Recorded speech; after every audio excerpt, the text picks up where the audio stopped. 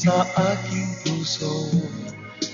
Kung bakit hanap-hanap ka ba, ang iyong Makikita kayo sa internet. lagi, lagi na lamang sa isipan ko. Bakit di magawa nitong damdamin ang pagtingin mo sa mga nagdaan?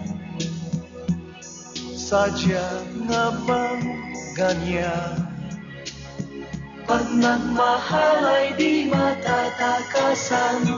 Nais ko'y